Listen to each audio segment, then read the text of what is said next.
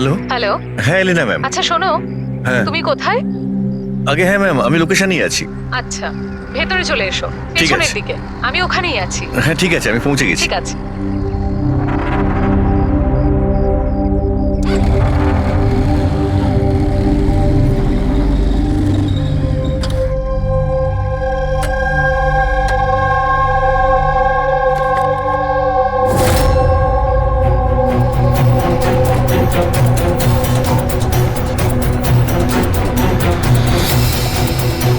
তো বড় অদ্ভুত জায়গা।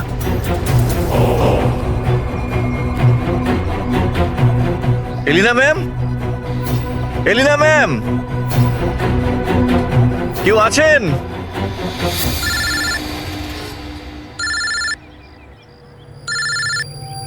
হ্যাঁ হ্যালো। তুমি কোথায়? ম্যাম আমি পৌঁছে গেছি, আমি নিচে দাঁড়িয়ে আছি বিল্ডিং এর। আচ্ছা, একটা কাজ করো, ওপরে চলে এসো। ম্যাম উপরে? হ্যাঁ, ওপরে তাড়াতাড়ি এসো। ওকে ঠিক আছে ম্যাম, আমি আসছি। ওকে।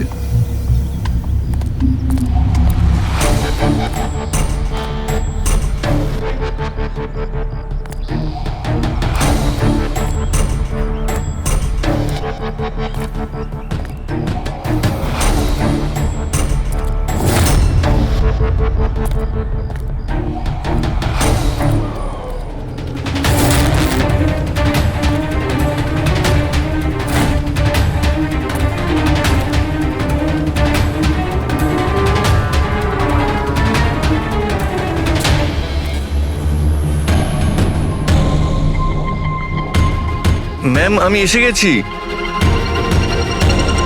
এলিনা ম্যাম, ম্যাম।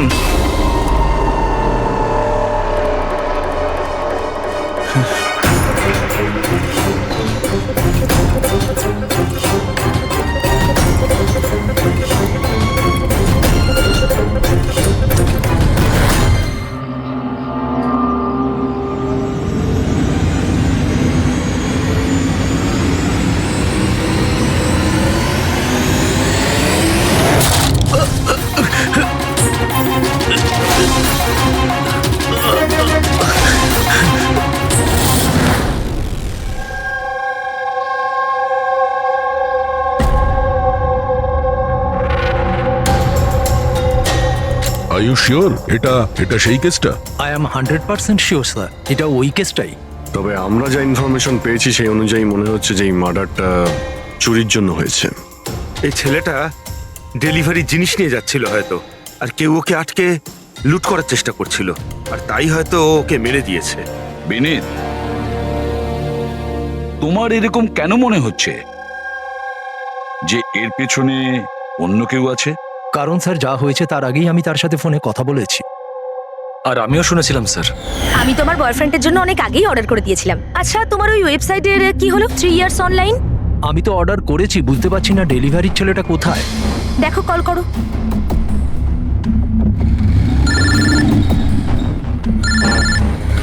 হ্যাঁ হ্যালো। আরে আপনি কোথায়? অনেকক্ষণ ধরে অপেক্ষা করছি। সরি স্যার, আধ ঘন্টার মধ্যেই আসছি। আমার ক্লায়েন্ট অ্যাড্রেস দিয়েছিল এক জায়গার, আর ডেকে পাঠালো আমাকে আরেক জায়গায়। শুধু আমি সেই জায়গাটাই খুঁজছি। প্লিজ স্যার একটু ওয়েট করুন। দাদা এই এসজে মিল কোথায়? এসজে মিল হ্যালো, কার সাথে কথা বলছেন? সোজা? হ্যাঁ স্যার, এই তো আমি আর আধ ঘন্টার মধ্যেই আসছি। হ্যাঁ ঠিক আছে, আসুন। কিন্তু ও পৌঁছয়নি স্যার, আমরা বুঝতে পারলাম না যে কি হয়েছে। তারপরে আমি একটা নিউজ পেপারে আর্টিকেল দেখলাম আর ওকে বললাম, আর আমরা ভেবেছিলাম যে এটা ওই। স্যার একদম পরিষ্কার শুনেছিলাম, ও কাউকে এসজে মিলের অ্যাড্রেস জিজ্ঞেস করছিল। তাহলে তো এটাও হতে পারে যে যার জিনিস রাজ ডেলিভারি করতে যাচ্ছিল সেই লোকটাই হয়তো রাজকে ফোন করেছিল আর ওখানে ডেকে নিয়েছে এসজে মিল কম্পাউন্ডে। স্যার আমরা তো এটা র্যান্ডম রবারি কেস ভাবছিলাম, এটা তো মার্ডার কেস মনে হচ্ছে। যদি এটা প্ল্যান থাকে স্যার, তো এই প্ল্যানটাকে বুঝে নিয়ে আমরা অপরাধীর কাছে পৌঁছতে পারি। ঠিক আছে Vineet, Rajat, thank you very much. তোমরা দুজনে আমাদের খুব সাহায্য করেছো। যেতে পারো তোমরা। Thank you sir. Thank you so much sir. এই এসজে মিল কম্পাউন্ডের ব্যাপারে ভালো করে খোঁজ নাও, জিজ্ঞাসাবাদ করো, দেখো নিশ্চয়ই কিছু না কিছু তো পাওয়া যাবেই। আর সেই লোকটারও খোঁজ নাও যে রাজকে ফোন করে এসজে মিল কম্পাউন্ডে ডেকে নিয়েছিল।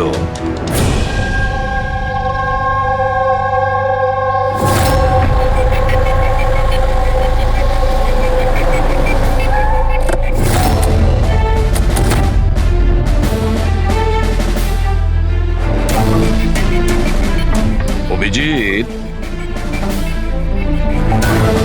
এ যেভাবে পড়েছে দেখে মনে হচ্ছে উপর থেকে পড়েনি তো।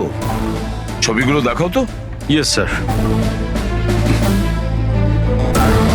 এই দেখুন স্যার, চিত হয়ে পড়েছে আর গলা কাটা হয়েছে।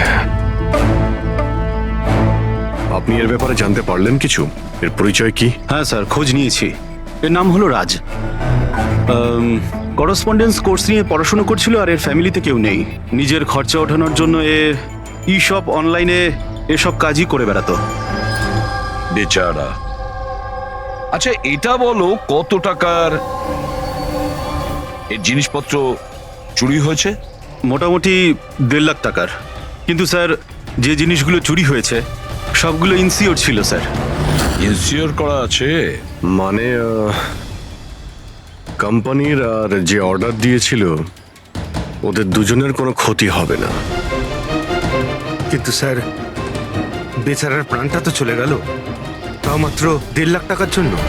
এর মোবাইল আর পার্স দুটোই পাওয়া যাচ্ছে না। রানে, আচ্ছা একটা কথা বলো তো, এই বিল্ডিংটা এরকম অসম্পূর্ণ, মানে বলতে চাইছি এটার কনস্ট্রাকশন বন্ধ কেন? এটার কোনো কিছু জানোই বিল্ডিং এর ব্যাপারে? হ্যাঁ স্যার, আমি খোঁজ নিয়েছি। অ্যাকচুয়ালি বিল্ডারের কাছে টাকা ছিল না বলে তাই মাঝপথে ও কাজটা বন্ধ করে দেয়। মানে সিকিউরিটি, ওয়াচম্যান, সিসিটিভি ক্যামেরা কিছুই নেই। একেবারে নিস্তব্ধ এলাকা। খুন করার জন্য এর থেকে ভালো জায়গা তো আর হতেই পারে না স্যার। খুব প্ল্যানিং করেই মার্ডার করা হয়েছে, সেই জন্যই আমরা কোনো প্রমাণ পেলাম না। আর কিছু না হোক ফিঙ্গারপ্রিন্টের জন্য তো ট্রাই করা যেতে পারে। কিচ্ছু পাওয়া যায়নি বস, কোনো ফিঙ্গারপ্রিন্ট নেই, একদম ক্লিন। হ্যাঁ, আর ওই অস্ত্রটাও পাওয়া যায়নি যেটা দিয়ে বেচারা রাজের গলা কাটা হয়েছে। স্যার, গলায় দাগ দেখে মনে হচ্ছে হয়তো ছুরির মতো কিছু হবে, কিন্তু নর্মাল ছুরির মতো নয়। ছুরি যেটাতে একটু কার্ভ ছিল, কিন্তু যাই ছিল সেটা খুব খুব ধার ছিল, এতটাই শার্প যে এক কোপে গলা কেটে গিয়েছিল। ও, একটাই কোপে গলাটা কেটে গেছিল আর একটাই আঘাত করেও এর হাড় ভেঙে দিয়েছিল। এটা এমন হয়নি তো যে খুনি রাজকে কোনোভাবে বাঁচিয়ে রাখতেই চায়নি, প্রাণে মেরে দিতে চেয়েছে?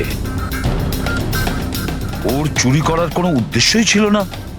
স্যার, হ্যাঁ, রাজ যে কোম্পানিতে কাজ করত তার মালিককে বিউরোতে ডেকে এনেছি।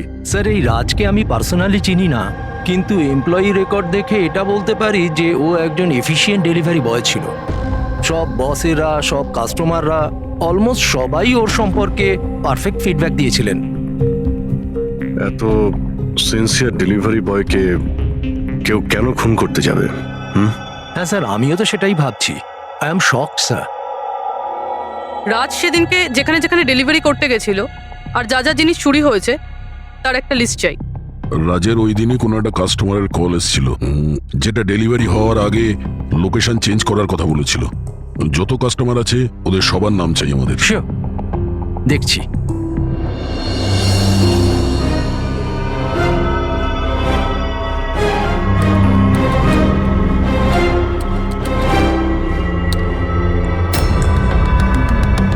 স্যার, এটা বিনি। স্যার, ওর অফিসের অ্যাড্রেসটাও আলিনার অ্যাড্রেসের পরেই রয়েছে। আলিনাই ফোন করেছিল তাহলে। ল্যাপটপ অর্ডার দিয়েছিলেন। খুবই দামি ল্যাপটপ। হ্যাঁ, কিন্তু ওর এই অ্যাড্রেস এসজি মিলস নয়, অন্য কোথাও। আর স্যার, এটা এসজে কম্পাউন্ড থেকে 2-3 কিলোমিটার দূরেই। তার মানে এলিনা ফোন করে ওর বাড়িতে আসার বদলে ওকে এসজি মিলে ডেকেছিল। কিন্তু ও যেখানে থাকে সেটা তো খুবই পশ এরিয়া। 1.5 লাখ টাকা জিনিসের জন্য ও কাউকে কেন খুন করতে যাবে? কিন্তু স্যার, পেমেন্ট আগে থেকে হয়নি, ক্যাশ অন ডেলিভারি ছিল। ঠিক আছে mister Surya, thank you very much. Okay, তোমরা এলিনার বাড়িতে গিয়ে দেখো। বুঝতে পারছি না ও এখন বাড়িতে আছে না পালিয়ে গেছে। আর বল, তোর কিটি পার্টি কেমন কাটলো? মনোজ, দেখো তো কে, খুব এনজয় করেছিস। আর Alina, yes, how can I help you? CID. তুমি ই শপ থেকে অনলাইন শপিং করো? হ্যাঁ, কিন্তু মাঝে সাঝে। ওয়েডনেসডেতে আপনার কোনো প্যাকেজ আসার কথা ছিল? ওয়েডনেসডে আমি তো কিছুই অর্ডার করিনি। ঈশ্বর, যে এই শপ থেকে আপনি ল্যাপটপ আনাননি? Laptop? No, not at all. তোমার ফোনটা দাও। But Y?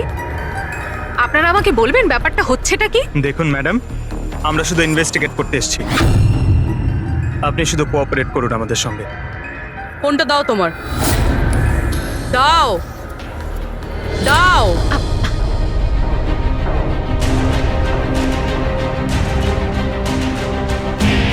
যদি তুমি কোনো ল্যাপটপ অর্ডার নাই করে থাকো, তাহলে বুধবার দিন 12:55 নাগাদ তুমি ডেলিভারি বয়কে ফোন কেন করেছিলে? What? আমি কোনো ডেলিভারি বয়কে মোটেও ফোন করিনি। আপনার নামে একটা ল্যাপটপ অর্ডার করা হয়েছিল, যেটা এখানে ডেলিভার হওয়ার কথা ছিল, আর আপনার মোবাইল নাম্বার থেকে ডেলিভারি বয়কে কল গিয়েছিল, আর আপনি কিচ্ছু জানেন না? লিসেন, আমি সত্যি কিচ্ছু জানি না যে আপনারা কি বলছেন আর কার ব্যাপারেই বা বলছেন। আচ্ছা চলো, মেনে নিলাম তুমি কিছু অর্ডার করোনি, তাহলে তোমার কোনো কনফার্মেশন মেসেজও আসবে না। এখনই জেনে যাবো সেটা।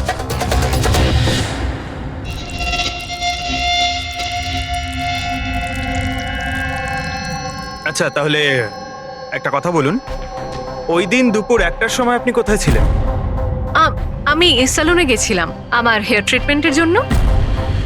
আর তোমার ফোনটা কোথায় ছিল? আমার কাছে ছিল না, কারণ সমস্ত কাস্টমারসদের ফোন চেঞ্জিং রুমের বাইরে একটা বলে রাখা ছিল। পুরবি, আমার মনে হয় ও মিথ্যে বলছে। হতে পারে এর ফোন থেকে অন্য কেউ রাজকে ফোন করেছিল।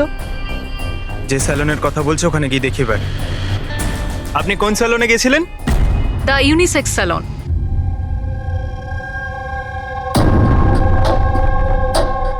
স্যার, এই এলিনা হয়তো এখানেই কোথাও বসেছিল ওর হেয়ার ট্রিটমেন্ট করার জন্য।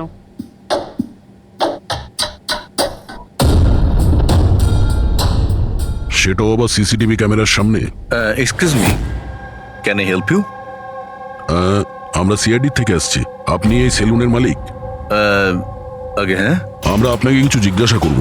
একটু চিন্তা করে বলুন, ওয়েডনেসডে বুধবার দুপুরে এলিনা নামের কোনো ক্লায়েন্ট এই চেয়ারে বসেছিল? ওয়েডনেসডে? হ্যাঁ। ইয়েস স্যার, উনি এখানে হেয়ার ট্রিটমেন্ট করতে এসেছিলেন, আমি ওনাকে অ্যাটেন্ড করেছিলাম। আচ্ছা, আমরা ওই দিনের সব সিসিটিভি ফুটেজ চাই। শিওর। বিকাশ, তুমি ওয়েডনেসডের সিসিটিভি ফুটেজটা একটু নিয়ে এসো তো।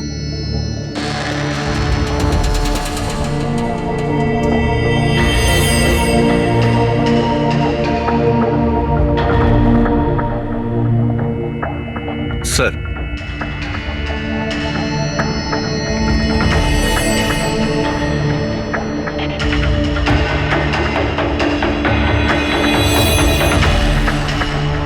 এলিনা তো পুরো সময়টা তার চেয়ারে বসেছিল, আর সেই সময় ও ফোনও ইউজ করেনি। আচ্ছা, আপনার সেলুনে যে সমস্ত ক্লায়েন্টরা আসে তারা কি তাদের ফোনটাকে বাউলের উপর রাখে? ইয়েস স্যার, বাউলে তো সব ফোনে রাখা হয় যতক্ষণ না ওনাদের ট্রিটমেন্ট চলতে থাকে, চেঞ্জিং রুমের পাশে। আর এই ফোন বাউল বা এই চেঞ্জিং রুমের কাছে কে কে যেতে পারে? ক্লায়েন্ট ছাড়া আমি, আমাদের স্টাফদের মধ্যে ক্লিনিং লেডি ওই যেতে পারে। আচ্ছা, আপনাদের ক্লায়েন্টের ইনফরমেশন মানে নাম, ফোন নাম্বার, অ্যাড্রেস এগুলো কোথায় লিখে রাখেন? ওই রেজিস্টারটায়। এমনিও রেজিস্টারটা ওপেনই থাকে, যে কেউ দেখতে পারে। যে কেউ দেখতে পারে? আচ্ছা, আপনার সেলুনে সব মিলিয়ে স্টাফ কতজন আছে, আর ওই দিন এখানে ক্লায়েন্ট কত ছিল? স্যার, স্টাফের মধ্যে তো 8-10 জন লোক আছে, কিন্তু ওয়েডনেসডে 4 থেকে 5 জন লোক ছিল। স্যার, ফুটেজে ক্লিয়ারলি দেখতে পাচ্ছি যে সময় রাজকে এলিনার ফোন থেকে ফোন করা হয়েছিল ওই সময় চেঞ্জিং রুমের কাছে 3 জন কাস্টমার ছাড়া আর কেউ ছিল না। স্যার, এদেরকে ছাড়া কাস্টমারদের মধ্যেও কেউ ওর ফোন ইউজ করতে পারে। আচ্ছা, এই বাকি যে ক্লায়েন্টরা ওখানে ছিল তখন, এদের নাম আপনি জানেন? স্যার, এরা তো আমাদের রেগুলার ক্লায়েন্ট, জেনি, সিমোনা আর কুনাল। রবি,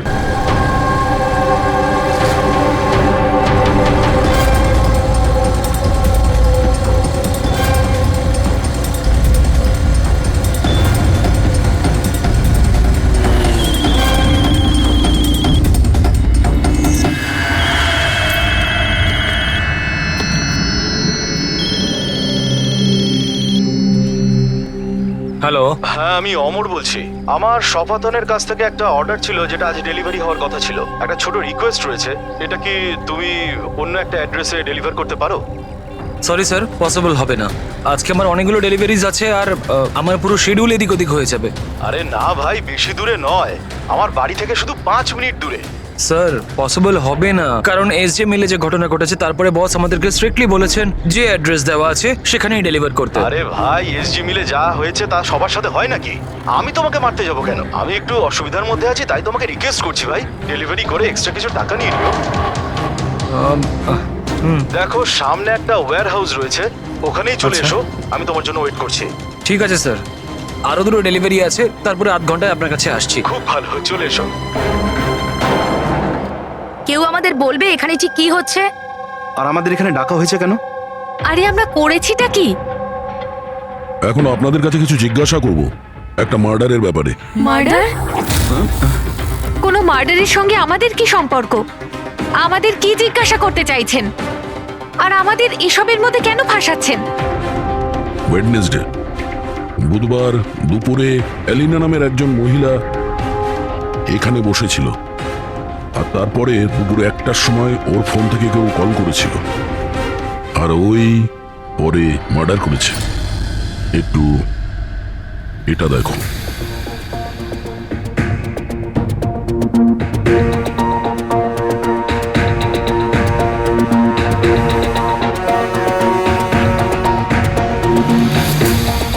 আলিনা ছাড়া তোমরা তিনজনই ছেলে যারা ফোনের কাছে যেতে পারতে। এবার সত্যি কথা বলে দাও, এলিনার ফোন থেকে ফোনটা কে করেছিল? কি? কিসের কল? কার কল? আমি কারুর ফোনে কেন হাত দিতে যাব? কেউ কেন হাত দেবে? স্যার, এরা এমনিতেও শিক্ষিত আর পয়সালা ফ্যামিলিতেই বিলংস করে। যখনই আসে 1 ঘন্টায় 10,000 টাকা করে বিল করে। তা সত্যি কথা বলতে কি, আমার তো মনে হয় না এরা কিছু সামান্য টাকার জন্য কাউকে খুন করবে। হতে পারে খুন টাকার জন্য করা হয়নি। হ্যাঁ, রাজের সঙ্গে কারো ব্যক্তিগত শত্রুতা ছিল আর আমাদের ডিস্ট্র্যাক্ট করার জন্য চুরি করেছে। স্যার, আমি অনলাইন শপিং করি, আর এরাও নিশ্চয়ই অনলাইন শপিং করে। আমরা অন্য কারোর কার্ড থেকে অর্ডার কেন করব স্যার? ঠিক আছে, এখন আপনারা যেতে পারেন, কিন্তু হ্যাঁ, আমাদের পারমিশন ছাড়া আপনারা শহর ছেড়ে বাইরে যেতে পারবেন না। প্লিজ আমাদের সাথে একটু কোঅপারেট করুন।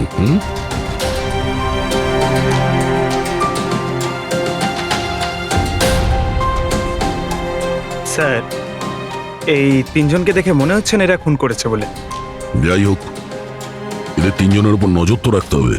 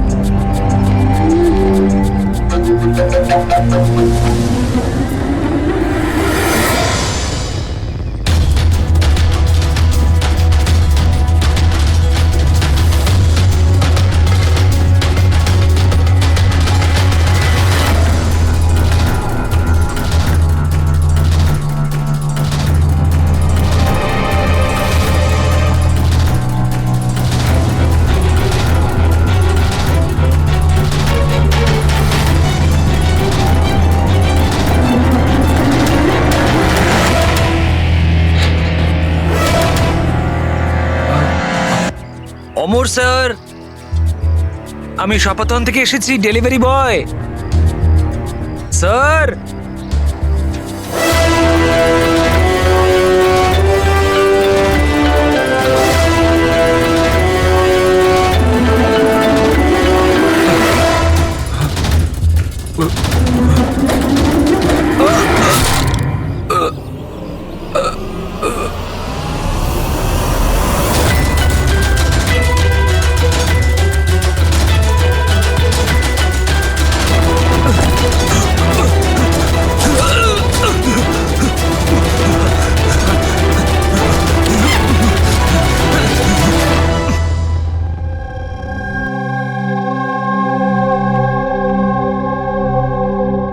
দেখো যতীন, ভয় পেও না, ঠান্ডা মাথায় ভেবে বলো এক্স্যাক্টলি কি হয়েছিল?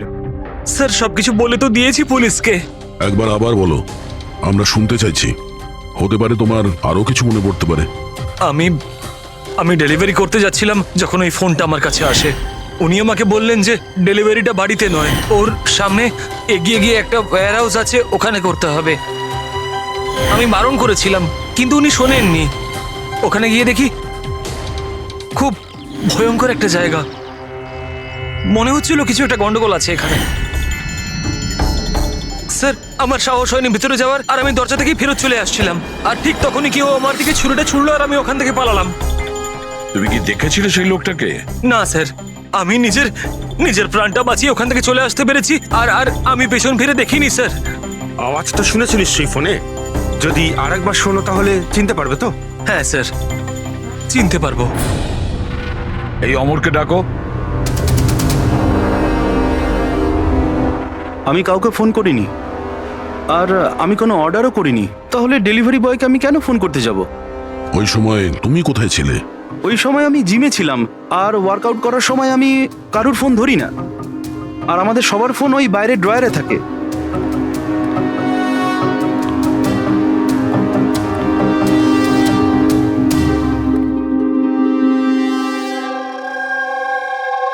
যতীন, গলা শুনেছ ওই ছেলেটার? কি মনে হয় এই কি সে? না স্যার, ইনি সেই লোকটা নন। আরে ঈশ্বর, ঠিক মনে আছে? স্যার ওর গলার স্বর খুব ভারী প্রকৃতির। এই লোকটা ও হতে পারে না। ঠিক আছে, তুমি যেতে পারো। যদি দরকার পড়ে ডেকে নেব। Thank you sir. স্যার, আমাদের তো মনে হচ্ছিল যে রাজের মার্ডার ব্যক্তিগত শত্রুতার জন্যই হয়েছে, কিন্তু এখানে তো দেখছি অন্য ব্যাপার। টাকার জন্যই খুন করা হয়েছে সেটাও তো বলা যাচ্ছে না। এক্স্যাক্টলি স্যার, কেননা এইবার তো জিনিসপত্র 50,000-এর ছিল। হতে পারে স্যার, খুনির খুব টাকার প্রয়োজন, কিংবা মেন্টালি আনস্টেবল। স্যার যদি তাই হয় তাহলে ওই সেলুনের 4 জন তো হবে না, কারণ ওরা তো যথেষ্ট রিচ। ওই 4 জনের ব্যাপারে কি জানতে পেরেছো? ফলো আপ করেছো? হ্যাঁ স্যার, লোকাল পুলিশ ওদের উপর নজর রাখছে। যখন যতীনের সাথে ঘটনা ঘটে তখন সিমোনা আর আলিনা অন্য কোথাও ছিল, আর কুনাল আর জেনির কোনো রকম খোঁজ খবরই ছিল না। সকাল থেকে নিরুদ্দেশ। একটা কাজ করো, ওই জিমে গিয়ে খোঁজ নাও এমন কে আছে যে অমরের ফোন থেকে যতীনকে ফোন করতে পারে। আর পুরবি ওই ছুরিটার ফুল ইনফরমেশন বের করো।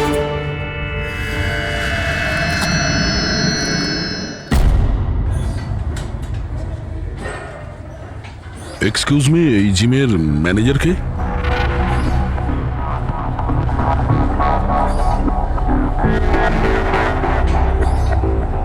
আরে আপনি তো অলরেডি এতটা ওয়েল বিল, ট্রেনারের জবের জন্য অ্যাপ্লাই করতে এসেছেন নাকি? আপনি থাকতে আমাদের কি প্রয়োজন? সিআইডি, আমরা আপনার থেকে কিছু প্রশ্নের উত্তর চাই মিস্টার হেমন্ত। হেমন্ত। হেমন্ত, কয়েকদিন ধরে ডি ইউনিসেক্স স্পা সেলুনে আর এই জিমে এমন কিছু ঘটনা ঘটেছে যেটা কমন। মানে কেউ কারো ফোন থেকে অন্য কাউকে ফোন করেছে, আর ঠিক তারপরে ওর মার্ডারও হয়ে গেছে। তুমি ডি ইউনিসেক্স অ্যান্ড স্পায়ার নাম শুনেছো? না তো। এই অমর এখানে আসে ওয়ার্কআউট করতে? হ্যাঁ আসে তো। আচ্ছা, কাল বিকেলে 4:30-র সময় অমর কি জিমেই ছিল? স্যার এটা তো আমাকে ওর ট্রেনারের কাছে জিজ্ঞেস করতে হবে। আমি 1 মিনিট ওকে ডাকছি। জয়ন্ত,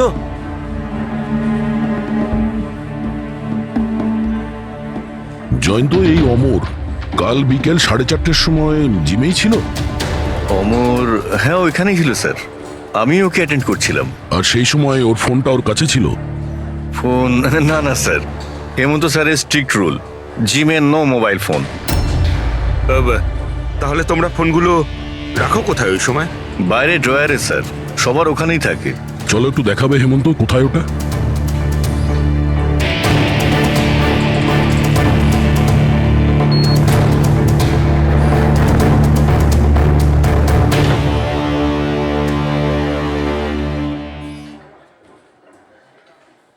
সমস্ত ফোন একসাথে এক জায়গায়, সেম প্যাটার্ন।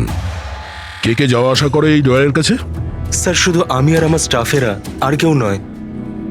স্যার মনে হচ্ছে এই জিমটাতে আর ওই স্যালুনটাতে একটা কমন লিংক আছে। হেমন্ত, স্যার। তোমার সমস্ত ক্লায়েন্ট আর স্টাফ সবার ডিটেলস চাই আমার, তাড়াতাড়ি। Okay sir.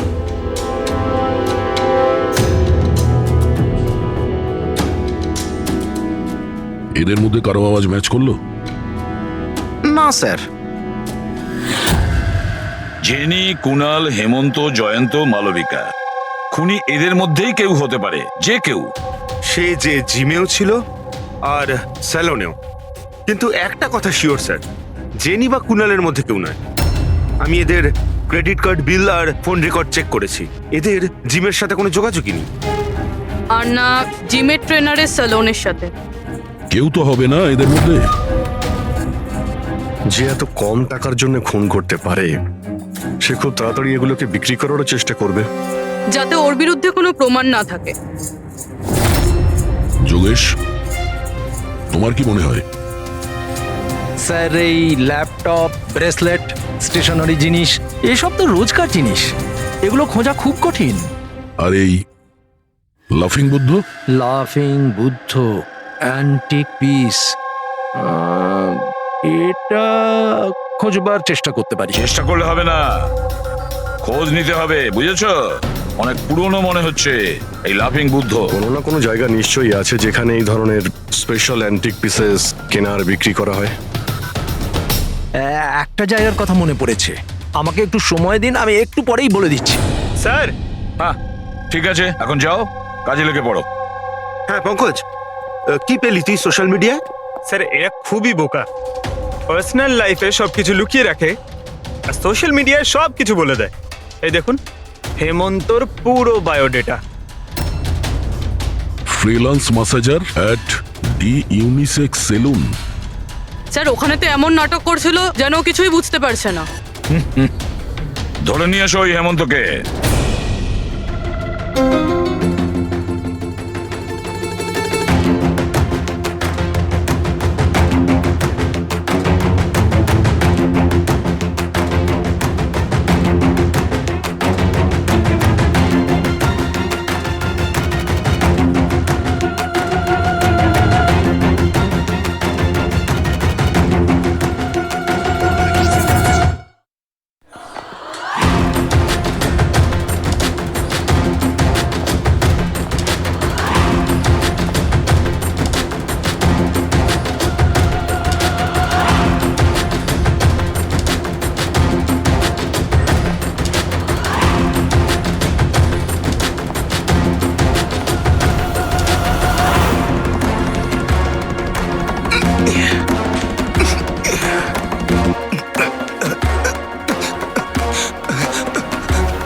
মিথ্যে কথা বলেছো তুমি আমাদের।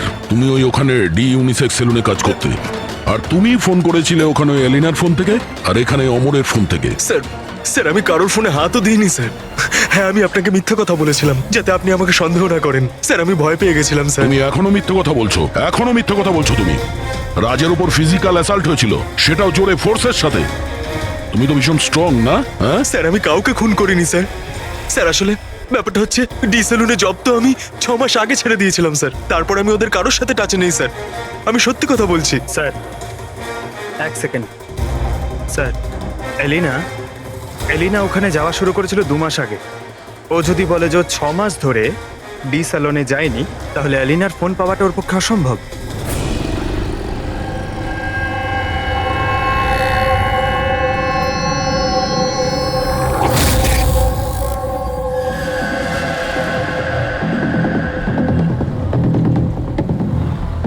হ্যালো, হ্যাঁ স্যার, ওই দোকানটার বাইরে আমি দাঁড়িয়ে আছি, যেখানে ওই লাফিং বুদ্ধাটা আছে। হ্যাঁ। একটা লম্বা চওড়া বডি বিল্ডার টাইপের ছেলে ছিল, ওই লুজ জামা কাপড় পরেছিল, দাড়ি ফাড়ি রেখেছে, হ্যাঁ, আর চশমাও পরেছিল। গুড জব যোগেশ, ঠিক আছে। স্যার, এই যতীন ক্লিন শেভ, এ হতে পারে না। এই হেমন্তর দাঁড়িয়ে আছে আর ও বডি বিল্ডারও। এই মালবিকা, এই বডি বিল্ডারও না, এর দাঁড়িয়েও নেই। আমার মনে হচ্ছে এই হেমন্তই স্যার। এই হেমন্তর উপর নজর রাখো। আর বাস একটা জিনিসই বাকি আছে যেটার থেকে আমরা কিছু জানতে পারি, ওই ছুরি। স্যার, আমরা তো এইভাবে অপেক্ষা করতে পারি না।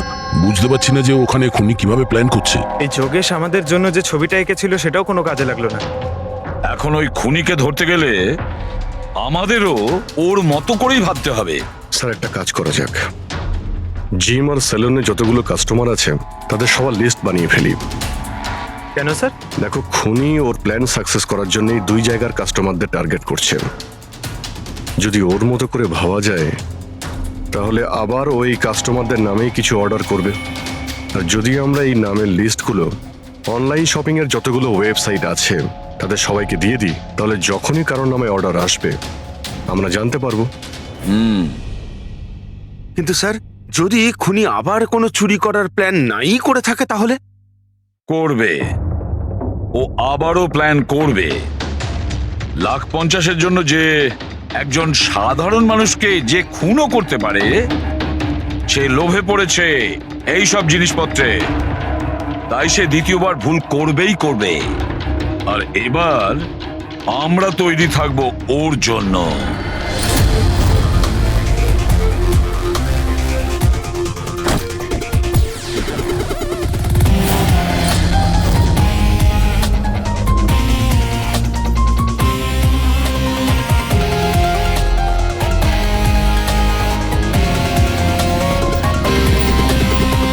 হ্যাঁ স্যার। দেখো পঙ্কজ, ওই যে অরুণ, ও সেলুনের ক্লায়েন্ট, অর্ডার এই অরুণই দিয়েছিল। ওকে, একটু পরেই ফোন আসবে, রেডি থেকো। স্যার আমি একদম রেডি হয়ে বসে আছি। গুড। আর ওর অরিজিনাল অ্যাড্রেসেই যাচ্ছি স্যার। হ্যাঁ,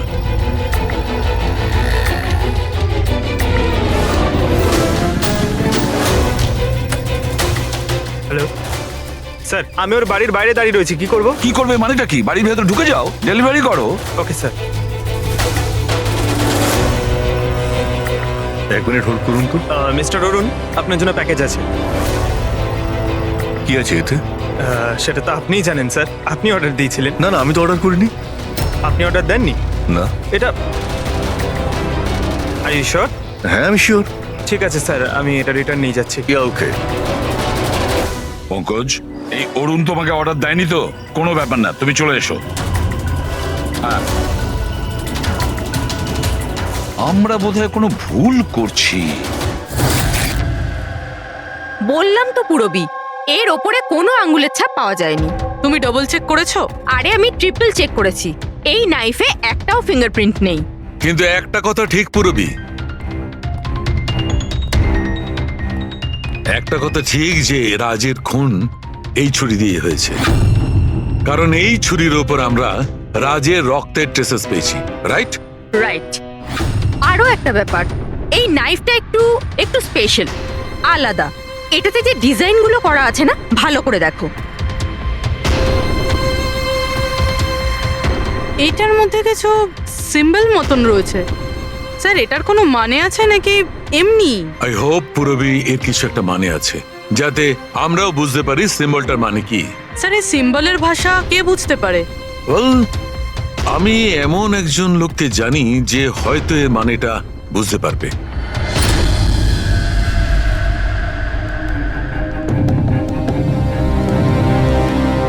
এই যে ছুরিটা দেখছেন, এটা কম করে 200 বছরের পুরনো, ঐতিহাসিক নিদর্শন।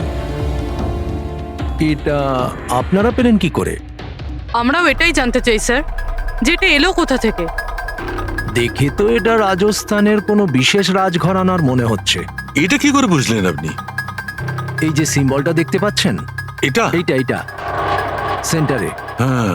আর এই কারুকার্য দেখছেন, এই দেখুন, নিখুঁত শিল্প। এটা সেই সময়কার, that is 100% I am sure. Sir, sir আমি আপনার কম্পিউটারটা ব্যবহার করতে পারি? আরে জিজ্ঞেস করো কি আছে, যাও।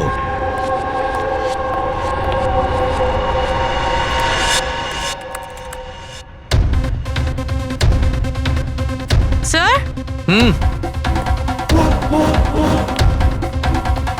এই ছবিটা তো এই ছুরিরই। এটা তো 10 লাখ টাকা।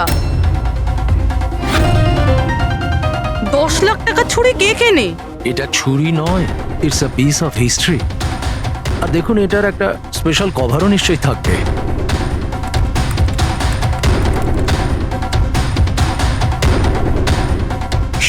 লাখ? এর কভার 60 লাখ টাকা? 60 লাখ কভারের দাম? হ্যাঁ স্যার, স্টোর ম্যানেজারকে ফোন করছি।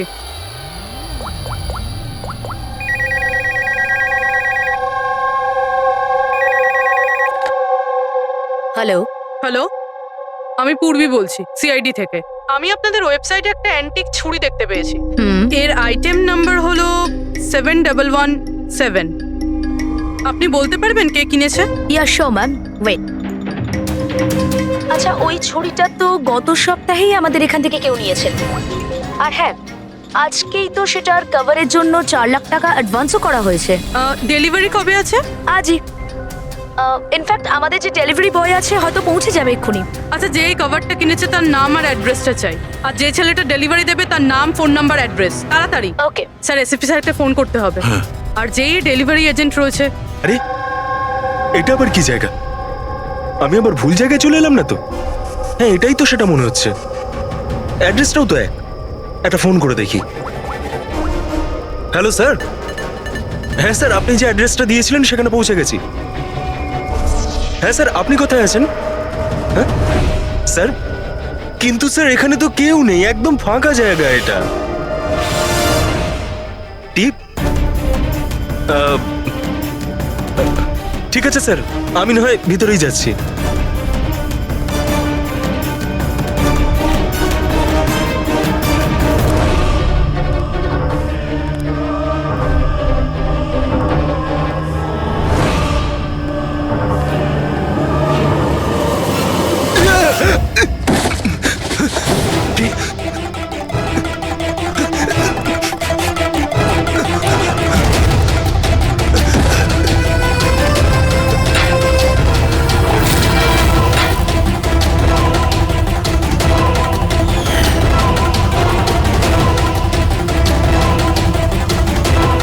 মেরো না আমায়, ছেড়ে দাও। কে তুমি? ছেড়ে দাও আমায়।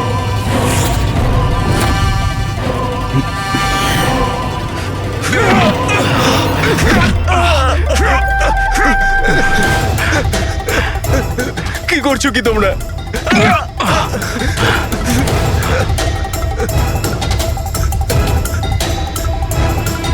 মেরো না।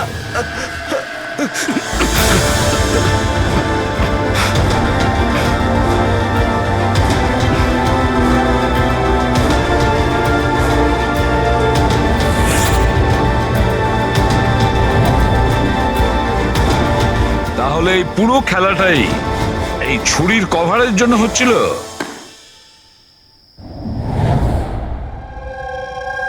ক্লান্ত হয়ে গেছিলাম আমি নিজের জীবন নিয়ে আর আমার এই 50,000 টাকার চাকরি নিয়ে।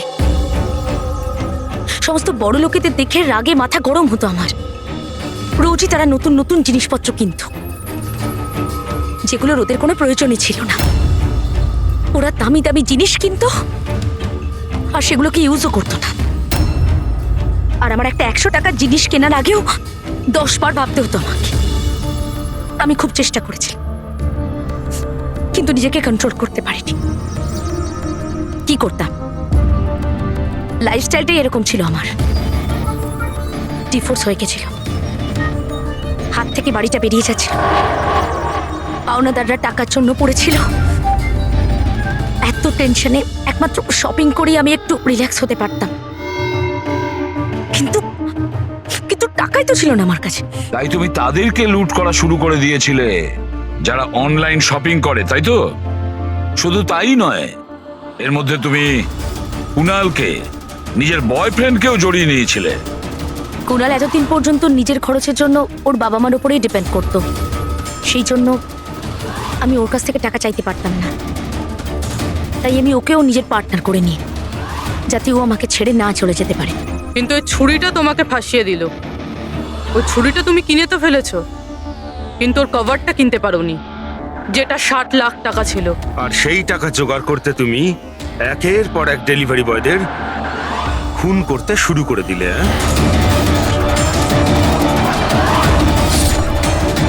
আজকে ওকেও মারতে চেয়েছিল, যার ছুরির কভার ডেলিভার করার কথা ছিল। আমরা ভেবেছিলাম যে ছুরি আর তার কভারটা বিক্রি করে যে টাকা পাবো তা দিয়ে একটা নতুন পৃথিবী করব। বিক্রি করে? হ্যাঁ, যেভাবে তুমি একজন পুরুষের ছদ্মবেশে ওই লাফিং বুদ্ধ বিক্রি করতে গেছিলে। তুমি তোমার আওয়াজ কি করে বদলালে যখন তুমি যতীনকে ফোন করেছিলে? ভয়েস মডিউলেটর অ্যাপ দিয়ে। আমার মনে হয়েছিল যে এরকম করলে হয়তো পুলিশ আমাকে সন্দেহ করবে না, জয়ন্ত আর হেমন্তকেই সন্দেহ করবে। আর সেই অ্যাপের ব্যবহার করে তুমি রাজকে এসজে মিলে ডেকেছিলে কি? বড় লোক হওয়ার খুব শখ না তোমার? ও বড় লোক হতে চেয়েছিল, টাকা চাই তার, টাকা। আর সেই জন্য নিরীহ ডেলিভারি বয়দের পেছনে পড়েছিল। একজনকে তো খুনই করে দিয়েছে, একজন তো কোনো রকমে বেঁচে গেছে, আর একজনকে আমরা বাঁচালাম। কি ক্ষতি করেছিল ওরা তোমার? হ্যাঁ বলো, কেন খুন করেছো ওকে? আফসোস হচ্ছে না তোমার কুকর্মের জন্য? আফসোস হচ্ছে, আফসোস হচ্ছে নিজের জীবন নিয়ে। আমি যদি অন্যদের মতো বড় লোক হতাম তাহলে এই সব কিছু করার কোনো প্রয়োজনই পড়তো না আমার। খুন করার জন্য কোনো কারণই সঠিক নয়। আর তুমি যদি টাকার কথাই বলো, তোমার থেকে বেশি প্রয়োজন রাজ আর যতীনের ছিল। আর ওদের কাছেও অনেক সুযোগ ছিল, ওরাও লক্ষ টাকার জিনিসপত্র চুরি করে পালিয়ে যেতে পারতো, কিন্তু ওরা এরকম করেনি, কারণ ওরা পরিশ্রমী ছিল, সৎ ছিল, তোমাদের মতো দাগি ক্রিমিনাল নয়। আজ থেকে শুরু হবে তোমার নতুন জীবনের এক অধ্যায়, জেলের গড়াদের পেছনে। জীবনের প্রতি বিতৃষ্ণা এসে গেছিল না? আর তোমার কোনো চিন্তা নেই, এবার শুধু ভাবতে থাকবে নতুন নতুন ভাবনা, কিভাবে টাকা কামানো যায় অনলাইন শপিং থেকে। আর ততক্ষণে ফাঁসির হুকুম তো হয়েই যাবে।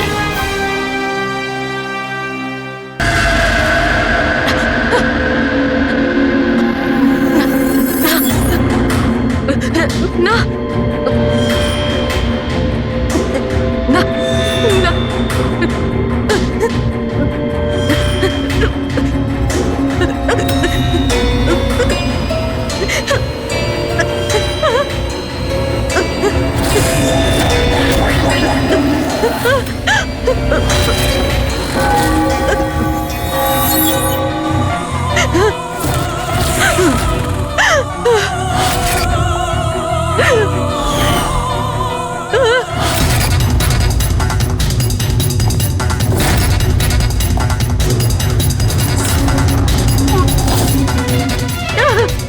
না,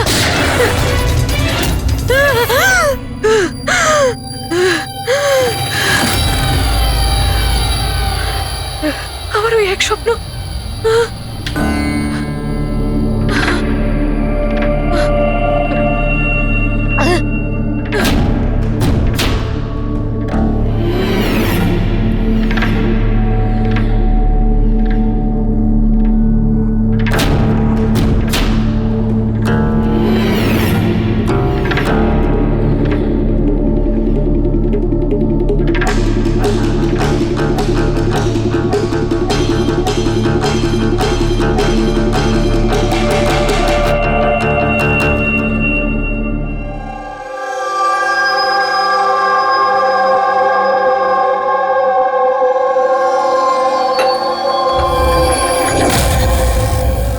যশবন্ত, কোমল কেমন আছে? একই রকম শান্ত, ওই একই রকম স্বপ্ন দেখছে। আগে স্ট্রেসটা কাটিয়ে ওঠার পর থেকে জানি না কি হয়েছে, আমি তো কিছুই বুঝতে পারছি না। রিল্যাক্স, ঠিক হয়ে যাবে। আরে কিভাবে ঠিক হবে? 1 মাস ধরে চলছে। সব ঠিক হয়ে যাবে, আমি ডক্টরকে দেখাবো তো। আরে ফোনটা কেন তুলছে না? কি হয়েছে? অন্বেষা আর আমার সন্ধেবেলায় পার্টিতে যাওয়ার কথা, সকাল থেকে ফোন ট্রাই করছি, ও ফোন তুলছেই না। আরে তুমি অভয়কে ফোন করো না। কোমল এখন কোথায়? ওই বাইরে গেছে, আর্ট গ্যালারিতে কোনো কাজ আছে। অভয়, অন্বেষা কোথায়? ফোন তুলছে না কেন? কি কি কখন? আমি আসছি। ঠিক আছে ঠিক আছে, আমি আসছি, দাঁড়াও। আরে কি হয়েছে? অন্বেষা কাল থেকে নিখোঁজ। হোয়াট?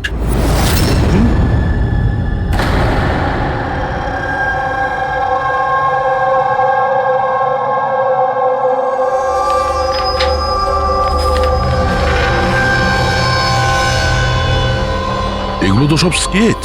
স্যার এই স্কেচেসগুলো আমারই করা। আমি একজন আর্টিস্ট। আচ্ছা, দারুণ। তাহলে কিছু বিশেষ ব্যাপার আছে যে তুমি এই স্কেচগুলোকে এখানে নিয়ে এসছো? হ্যাঁ, কি? এই পেন্টিংগুলোয় যে জায়গাটা আছে আর যা কিছু হচ্ছে এগুলো আমি স্বপ্নে দেখি। এটা গত 1 মাস ধরে হচ্ছে। আর কিছু মনে পড়ে কি এটা ছাড়া? না স্যার, শুধু এই জায়গাটাই। স্যার যা কিছু এই পেন্টিংয়ে দেখাচ্ছি এই সবগুলো মনে হয় আমার সাথেই হচ্ছে। আমি ওখানে উপস্থিত। এই লাল শাড়ি পরা মহিলার খুন, এই লোকটা ওকে গুলি মারছে। স্যার আর্টিস্ট তো হয়তো একটু বেশি ইমাজিন করে ফেলেছে। যা ভেবেছিল হয়তো ঠিক সেরকমই স্বপ্নে দেখেছে। না স্যার, আমার প্যারেন্টসরাও এটাই ভাবেন, কিন্তু এটা সত্যি নয়। আমার মনে হয় যে এটা হয়ে গেছে বা হতে চলেছে। আচ্ছা, এইরকম জায়গা থেকে তুমি আগেও কোনোদিন গিয়েছো? না স্যার, এই জায়গাতে তো আমি আগে কখনোই যাইনি। তাহলে স্বপ্নে তুমি এগুলো দেখছো কি করে? হ্যাঁ স্যার, লাস্ট মান্থ আমি আমার বন্ধুদের সাথে ঘুরতে গেছিলাম নৈনিতাল। ওখানে এমন কিছু ঘটে, তারপর থেকে এটা হয়। কি হচ্ছিল বলো? না স্যার, কিচ্ছু মনে নেই। কোন কোন বন্ধু ছিল ওখানে? স্যার আমার 2 জন বন্ধু ছিল, ইলা আর রাহুল। ইলা আর রাহুল? পুরবি, কোমলের থেকে ইলা আর রাহুলের ফোন নাম্বার নিয়ে কন্ট্যাক্ট করো আর কোমলকে বাড়ি ছেড়ে দিয়ে এসো। কোমল, তোমার এই ছবি ফটোগ্রাফগুলো যদি রাখি আপত্তি নেই তো? Thank you. Thank you sir. Okay, এসো এসো।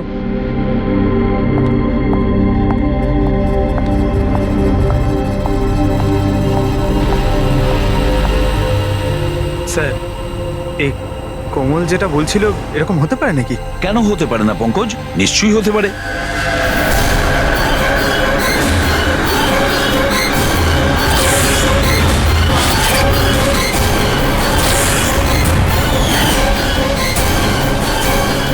এমন বাড়ি খুঁজতে হবে যা চার্চের আশেপাশে হবে। এটাও জানি না যে মুম্বাইয়ে নাকি মুম্বাইয়ের বাইরে। রেজিস্ট্রেশন অফিস থেকে জানার চেষ্টা করি, যদি মুম্বাইতে এরকম কোনো জায়গা থাকে জেনে যাবো স্যার। রেজিস্ট্রেশন অফিস আর প্রপার্টি রেকর্ড অফিসে খোঁজ নিয়ে দেখি। দেখা যাক কোমল যেটা বলেছে সেটা সত্যি ছিল নাকি এটা ওর স্বপ্ন ছিল। যে করে হোক আমার স্ত্রীকে খুঁজে বের করুন ইন্সপেক্টর স্যার। স্যার আমার স্ত্রী আজ পর্যন্ত আমাকে না বলে নিজের বাপের বাড়ি পর্যন্ত যায়নি। আর স্যার আজকে এমন অবস্থা যে 48 ঘন্টা পেরিয়ে যাওয়ার পরেও আমি জানি না যে আমার স্ত্রী কোথায় আছে। তুমি বলো না ওনাকে যে উনি যেন আমার স্ত্রীকে খুঁজে আনেন। ইন্সপেক্টর স্যার প্লিজ অনিশাকে খুঁজে দিন প্লিজ। দেখুন ম্যাম, আমরা কোনো জাদুকর নই যে ফটো দেখিয়ে খুঁজে বের করব। চেষ্টা করছি। আচ্ছা আপনি এটা বলুন, অন্বেষা দেবী হারিয়ে যাবার আগে ওনাকে আপনারা কখন আর কোথায় দেখেছিলেন? কালকে দুপুরেও বাড়ি থেকে বেরিয়েছিল ইন্সপেক্টর স্যার। আচ্ছা বলতে পারবেন উনি কিভাবে গিয়েছিলেন? রিক্সাতে না ট্যাক্সিতে? আমাদের গাড়িটা নিয়ে গেছিল স্যার। ঠিক আছে, আপনি গাড়ির নাম্বারটা দিন। ঠিক আছে, ওনার নাম্বারটা সার্ভিলেন্সে দিয়ে দিচ্ছি আর ট্রাফিক ডিপার্টমেন্টকে ইনফর্ম করে দিচ্ছি গাড়ির ব্যাপারে। আপনারা চিন্তা করবেন না, খুঁজে বের করব। আচ্ছা শুনুন। হ্যাঁ স্যার। উনি নিখোঁজ হবার আগে পরনে কি ছিল? স্যার আমার স্ত্রী লাল রঙের একটা শাড়ি পরেছিল।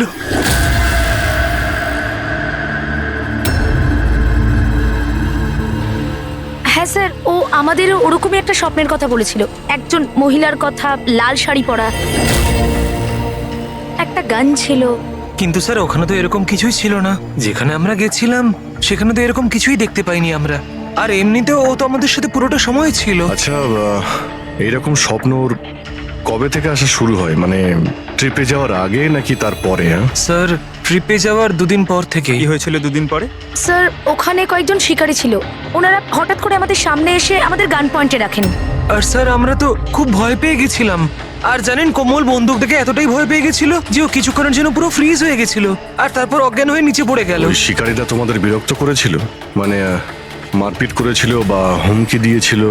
না স্যার, আমাদের দেখে ওরাই তো ভয় পেয়ে গেছিল। ইনফ্যাক্ট যখন কোমল অজ্ঞান হয়ে যায় তখন তো ওরা পালিয়েই গেছিল।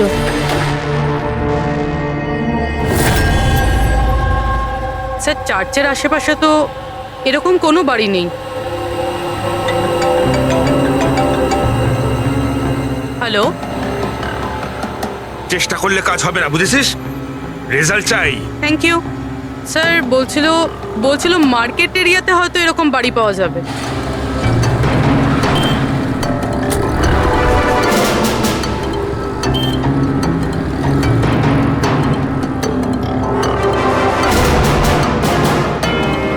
কিছু জানতে পারলে? না স্যার। স্যার।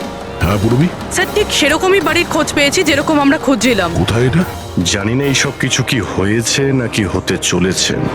যদি কোমল বন্দুক দেখে ভয় পেয়ে গিয়ে তারপরে অজ্ঞান হয়ে যায় আর তারপর এই স্বপ্ন দেখে, তাহলে কি ওই খুনের সঙ্গে জড়িত আছে? স্যার এখনো এটাই বুঝতে পারছি না এগুলো বাস্তব না স্বপ্ন।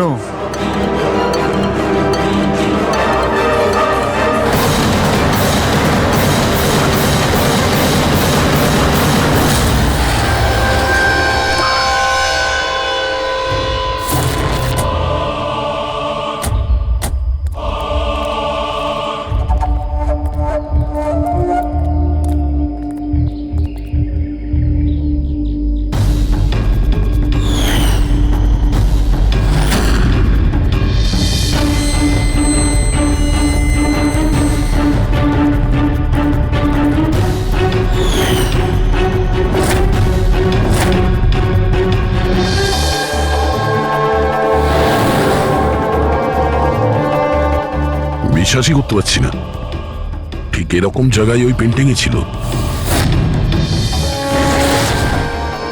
স্যার কাগজে যে রেকর্ড আছে সেটা অনুযায়ী এটাকে ঝিলমহল বলা হয়। এই ঝিলমহল কোমলের স্বপ্নে কেন আসছে? এমন কি ব্যাপার আছে এই জায়গায় যে এই জায়গাটাও স্বপ্নে আসছে? আচ্ছা, এর মালিককে ডেকেছো? হ্যাঁ স্যার, আমি বাড়িটার মালিককে ফোন করে দিয়েছি।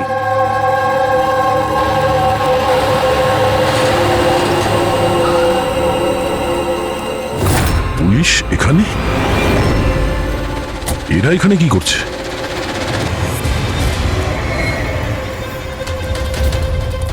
নমস্কার স্যার, আপনি এখানে? আমরা এখানে কিছু ইনভেস্টিগেশন করতে এসেছি, কিন্তু তুমি এখানে কি করছো? একে? স্যার আমার নাম অভয়, আমি এই জায়গাটার মালিক। হ্যাঁ স্যার। স্যার এনার স্ত্রী নিখোঁজ হয়েছেন, ওনার গাড়িটা এখান থেকে 2 কিলোমিটার দূরে পাওয়া গেছে আর ওনার মোবাইল লোকেশন এই জায়গাটা দেখাচ্ছে বলে এসেছি। ও, আমরাও এখানে একটা মার্ডারের তদন্ত করতে এসেছি। কোনো একজন মহিলার খুন হয়েছে এখানে, যে লাল শাড়ি পরেছিল। স্যার কি বললেন আপনি? এমন একজন মহিলার মার্ডার হয়েছে যে লাল রঙের শাড়ি পরেছিল? হ্যাঁ স্যার, লাল রঙের শাড়ি তো আমার স্ত্রী অন্বেষাও পরেছিল।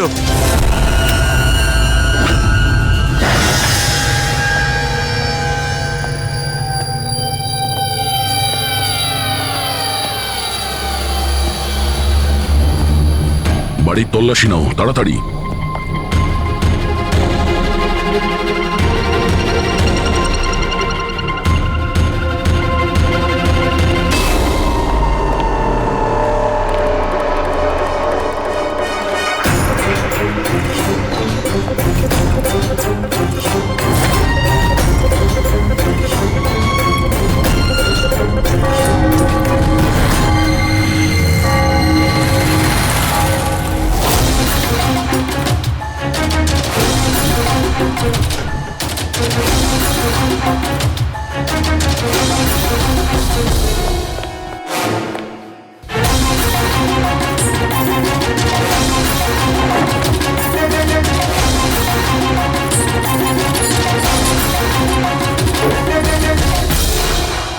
বাড়ি পুরনো, সিন্ধুকও পুরনো, তালা নতুন।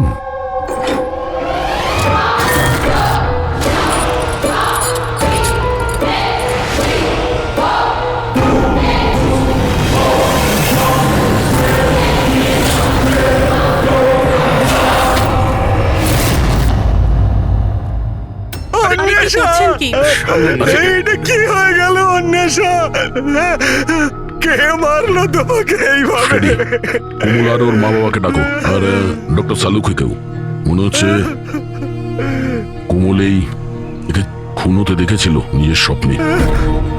স্যার স্যার, আপনি এক্ষুনি কোমলের নাম বললেন?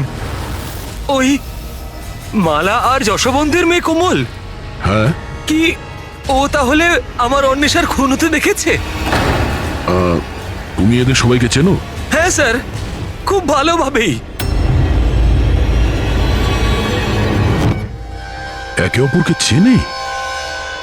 এটা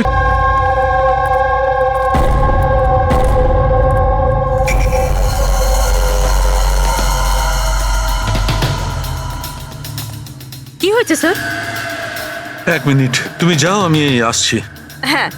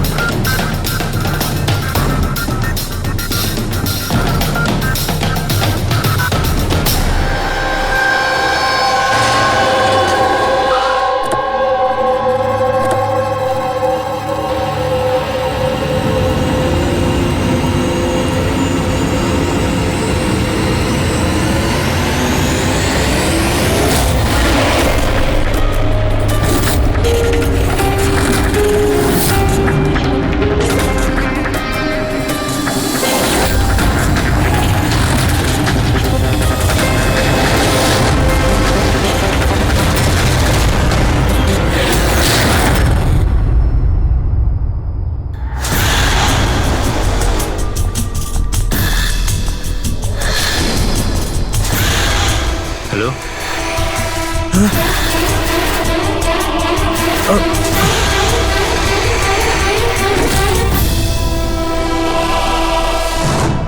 কোমল, যদি তুমি জানতে যে আমার অন্বেষার খুন হয়ে গেছে তাহলে তুমি আমাকে বললে না কেন? আর এখন চুপ করে দাঁড়িয়ে আছো কেন? আর তোমরা কি দেখছো হাঁ করে? আর মালা, তুমি তো অন্বেষার বান্ধবী ছিলে, তোমাকে তো কোমল নিশ্চয়ই বলেছিল, তাহলে তুমি আমাকে বললে না কেন যে আমার অন্বেষা মারা গেছে? আমারও তো মাথায় কিছু ঢুকছে না অভয়। আরে কোমল কিভাবে অন্বেষাকে খুন হতে দেখলো বুঝছি না, তাও আবার খুন হওয়ার আগে। মানে তুমি কি বলতে চাইছো? অভয়, কোমল গত 1 মাস ধরে একটা স্বপ্ন দেখছে, লাল রঙের শাড়ি পরা একটা মহিলা খুন হচ্ছে। আমরা মনে করেছি এমনি ভুল বকছে।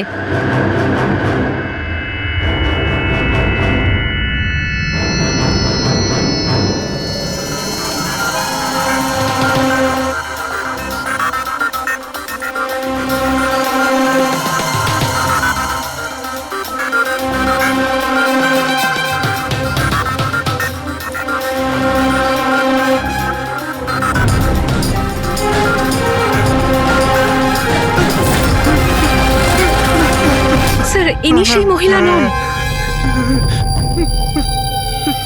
কি? কোমল, একটু ভালো করে দেখো। লাল শাড়ি যেমন তুমি দেখেছিলে, আর এই জায়গাটাও তো সেই একই রকম যেটা তুমি স্বপ্নে দেখেছিলে। স্যার, এই জায়গাটা তো সেটাই, কিন্তু অন্বেষা আন্টি উনি নন যিনি আমার স্বপ্নে আসতেন। তাছাড়াও ওই মহিলাকে তো গুলি করে খুন করা হয়েছে। এনার তো গলা কাটা। একদম সত্যি বলছে দয়া। এই বাচ্চা মেয়েটা কোমল একদম ঠিক কথা বলছে। এটা সেই মহিলা নয় যাকে ও খুন হতে দেখেছে। কিন্তু ডক্টর সালুকে, আপনি এখানে আসবার সময় নিচে আমি রক্ত দেখেছি, ধুলোয় মেশা। আমার মনে হয় এখানে অনেক বছর আগে কেউ খুন হয়েছিল। স্যার, তার মানে এখানে আরো একটা খুন হয়েছে? হতে পারে। আর সেও লাল শাড়ি পরেছিল, আর ওকে মারা হয়েছিল গুলি করে। পুরবি, ফ্রেডি, ঘরটা আর একবার তল্লাশি নাও। এতক্ষণ ধরে কোমল যা বলেছে তা সবটাই সত্যি হয়েছে। এটাও সত্যি হতে পারে।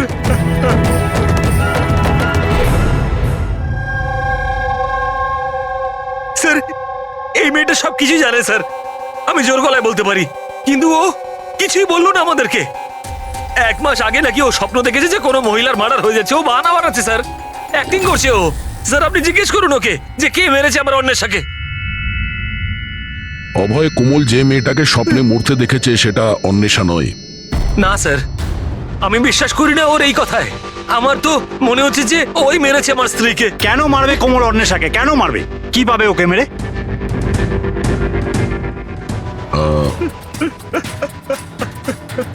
অভয় শেষবার যখন অন্বেষার সঙ্গে দেখা করেছিলে তখন ওই সময় ব্যবহার কেমন ছিল? কোনো কথা নিয়ে ডিস্টার্ব ছিল বা ব্যবহার অদ্ভুত ছিল? হ্যাঁ স্যার, একটু ডিস্টার্ব ছিল ও স্যার। ডিস্টার্ব ছিল? কি ব্যাপারে? স্যার আসলে হঠাৎ করে আমাদের ব্যবসাটা বন্ধ হয়ে গেছিল, পুরো নিঃস্ব হয়ে গেলাম আমরা, সব শেষ হয়ে গেল আমাদের স্যার। অন্বেষা বলল যে সবকিছু ঠিক হয়ে যাবে অভয়, সব ঠিক হয়ে যাবে। টাকা সংক্রান্ত বিষয়ে কথা ছিল স্যার ওর সাথে। টাকা?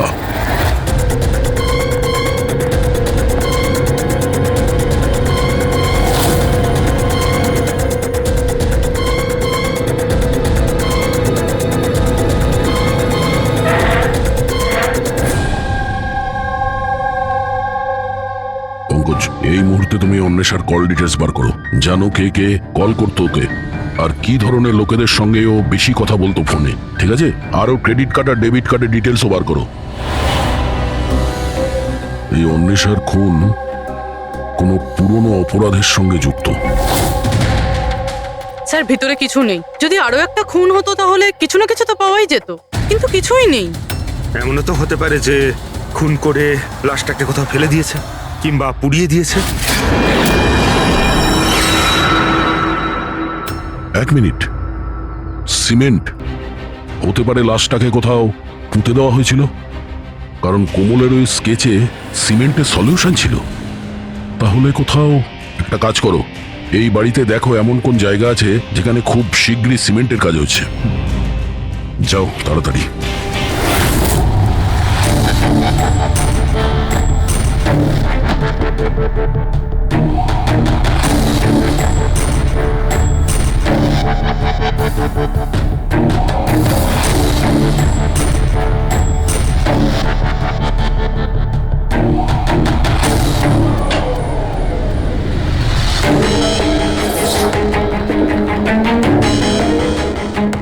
পুরবি, ফ্রেডি,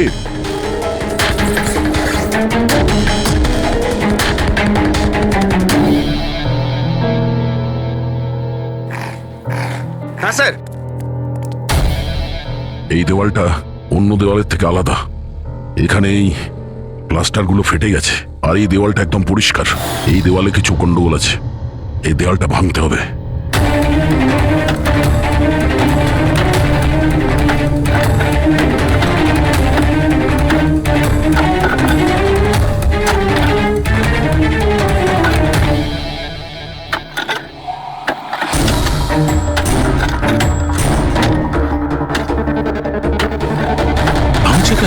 মনে হচ্ছে স্যার দেওয়ালে কিছু একটা আছে।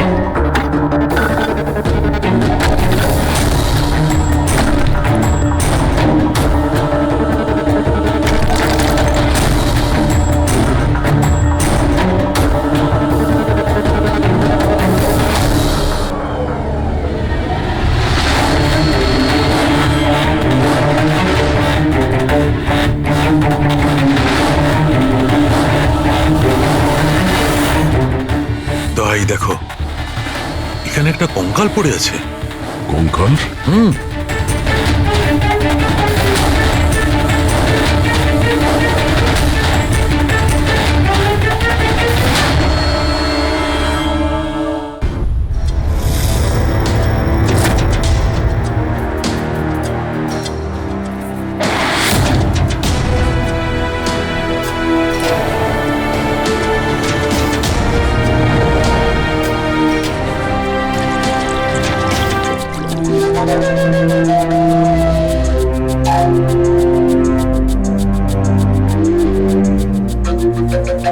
বুঝে উঠতে পারছি না যে একটা মেয়ে যে ঝিলমহলে যায়নি, যে কোনোদিন লাল শাড়ি পরা মহিলাকে খুন হতে দেখেইনি, সে এই ধরনের স্বপ্ন দেখে কি করে? ওই সব জানছে কি করে? আর আমরা ওর কথাটা মিথ্যে প্রমাণ করতে পারি না স্যার, কারণ ও যা যা বলেছে তার প্রমাণ পেয়েছি আমরা। সেই জন্যই তো আমার খটকা লাগছে যে ও অন্বেষাকে খুন হতে দেখেইনি। স্যার, কোমলের ডাক্তারের সঙ্গে আমি কথা বলেছি তো উনি বলছেন যে এরকম মানসিক অবস্থায় ওর সঙ্গে আমরা রিগ্রেশন সেশন করতে পারবো না। রিগ্রেশন সেশন করতে পারবো না কেন? উনি বলছেন ও অসুস্থ হয়ে পড়তে পারে, ওর মাথায় যদি কোনো চাপ পড়ে যায় তো। আমি ওনাকে বললাম যে আমরা এটা কি করে বুঝবো যে ও যে স্বপ্নের কথা বলেছে সেটা কি, ও কি করে বলছে। তো উনি বললেন যেটাকে লিউসিড ড্রিমিং বলে। এটা কোনো মানসিক রোগ নয়, কোনো কল্পনাও নয় স্যার, এটা আসলে একটা মানসিক পরিস্থিতি। লিউসিড ড্রিমিং? সালুকে হয়তো আমি ভুল বলছি না। লিউসিড ড্রিমিং তাকেই বলে যখন কোনো লোক স্বপ্ন দেখে, সেটা কখনো তার বাস্তবে ঘটেছিল। ইউ আর রাইট স্যার, এই কেসেও ঠিক সেটাই ঘটেছে। এটা একটা সত্যি ঘটনা, আর এই মেয়েটা সেই ঘটনার একটা অংশ, তাই ওর স্বপ্নে এসেছে। এই মেয়েটা যদি এই ঘটনার সাক্ষী হয় তাহলেও আমাদের বলছে না কেন? ও এটা কেন বলছে যে ওই জায়গাটা জানে না, ও খুন হতে দেখেনি? সেটাই তো প্রবলেম দয়া, এইটাই বুঝতে পারছি না মেয়েটা এসব করছে কেন। এই কিছু লুকিয়েও রাখছে আবার বলছেও। একবার যদি এই কঙ্কালটার ব্যাপারে আমরা জানতে পারি না যে এটা কার ছিল। বস, এই কঙ্কালটা একজন মহিলার, যার বয়স 38 থেকে 40 বছর। আর কার্বন রেটিং এ জানা গেছে যে এই কঙ্কালটা 10 বছরের পুরনো। কি মানে ওর খুন 10 বছর আগেই হয়েছিল? যে খুনটা 10 বছর আগে হয়েছিল ওর স্বপ্ন কোমল এখন কি করে দেখছে? এটা কি করে সম্ভব স্যার? এইটাই হয়েছে দয়া। আর বস, এই মহিলার মৃত্যু হয়েছে গুলি লাগার কারণে। এ দেখো এখানে, এই পাঁজরের হাড়ে এইখানে গুলি লেগেছিল। আর স্যার ওই রক্ত মাখা যে আঙুলের ছাপটা ছিল ঝিলমহলে, ওটা কার ছিল? সেটাও এই মহিলার। ডিএনএ ম্যাচ করে গেছে। আচ্ছা সালুকে, তুমি এর ফেস রিকনস্ট্রাকশন করতে পারবে? হ্যাঁ, আমি চেষ্টা করছি বস। তো আরো কিছু বলুন যাতে এই মহিলার ব্যাপারে আমরা আরো কিছু জানতে পারি। হ্যাঁ, এর দাঁত থেকে কিছু জানা যেতে পারে। বস, এই মহিলা জিঞ্জিভাইটিস রোগের পেশেন্ট। আর এই রোগের পেশেন্ট বেশিরভাগ নিজের জন্য মাড়ির ডেঞ্চার বানিয়ে রাখে। যদিও 10 বছর হয়ে গেছে, তবুও জানতে পারা যাবে যে হয়তো কোনোদিন ইনি ডেঞ্চার বানিয়েছিলেন। একটা কাজ করো, অভয় আর কোমলের পরিবারের মধ্যে থেকে খোঁজ নাও যে কোনো মহিলার এই রোগ ছিল কিনা। আশ্চর্য, কি বলছেন আপনি? কোমল যেটা স্বপ্নের মধ্যে খুন হতে দেখেছে সেটা তো 10 বছর আগে ঘটে গেছে, তাও তো এই ঝিলমহলে। হ্যাঁ, আর আমাদের মনে হয় কোমল সেই সময় ওখানে ছিল যখন এই খুনটা হচ্ছিল। অফিসার, 10 বছর আগে কোমলের 7 বছর বয়স। একটা 7 বছরের বাচ্চা সেখানে গিয়ে কি করবে? সেটা তো আমরাও জানতে চাইছি যে একটা 7 বছরের মেয়ে এখান থেকে 50 কিলোমিটার দূরে ঝিলমহলে কি করে পৌঁছলো। একা তো নিশ্চয়ই যাবে না, গেলে নিশ্চয়ই কারো সঙ্গেই যাবে। অফিসার, কোমল যখন ছোট ছিল আমাদের সাথে বাইরে যেত, আর আমার এটাও মনে পড়ছে না যে আমি কখনো ওকে ঝিলমহলে নিয়ে গেছি। আর এমনিতেও ঝিলমহল 15 বছর ধরে বন্ধ পড়ে আছে। আর কখনো কখনো রুমা দেবীর সঙ্গে ঘুরতে যেত। সেটাকে রুমা দেবী কোমলের দিদা, উনি ওর দেখাশুনো করতেন। এখন কোথায় ও? 9 বছর আগেও কাজ ছেড়ে দিয়েছে। ওর অ্যাড্রেস, ফোন নাম্বার কিছু তো আছে আপনার কাছে? হ্যাঁ আছে, দিচ্ছি। এই ড্রাইভার কতদিন ধরে আপনার কাছে কাজ করছে? ও কি পুরনো? আগে হ্যাঁ, পুরনো। কতদিন ধরে কাজ করছো? বেশ কয়েক বছর কাজ করছি স্যার। কখনো কোমল ম্যাডামকে ঝিলমহলে নিয়ে গেছো? না স্যার। Yes sir. হ্যাঁ, এখনো এখানেই আছি স্যার। আচ্ছা, ওকে ওকে স্যার। ইয়া মিস্টার যশবন্ত, আপনাকে এখনই আমাদের সঙ্গে যেতে হবে। কোথায়?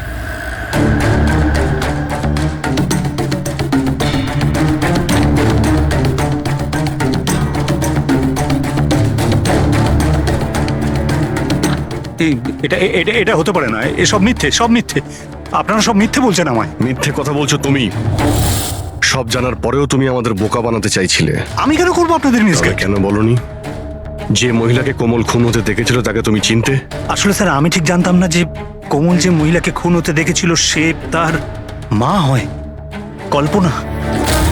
আমরা ওই স্কেলিটনের ডেন্টাল ক্লাস থেকে জানতে পেরেছিলাম, যে ডক্টরের কাছ থেকে কল্পনা নিজের ডেন্টাল ট্রিটমেন্ট করাতো সেই বলল যে ওই মেয়েটা তোমার পরিবারের ছিল, তোমার স্ত্রী কল্পনা যশবন্ত।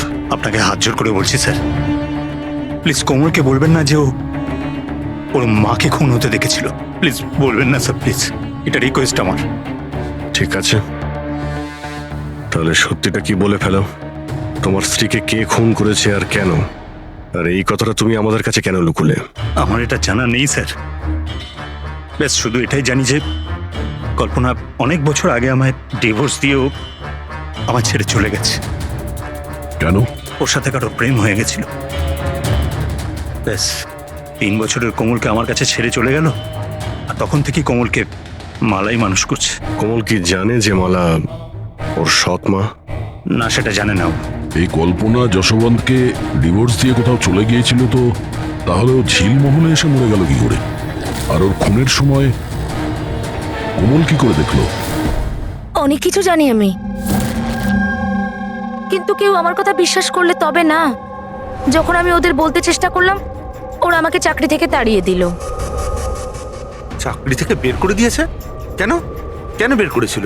আসলে হয়েছে কি, একবার যখন কোমল বাইরে থেকে ঘুরে ফিরেছিল তখন খুব চুপচাপ হয়ে গেছিল। আমি জিজ্ঞাসা করেছিলাম কি হয়েছে, কিন্তু কোমল আমাকে কিছুই বলেনি। আর তার ঠিক 2 দিন পরে ওই ড্রাইভার সম্পদ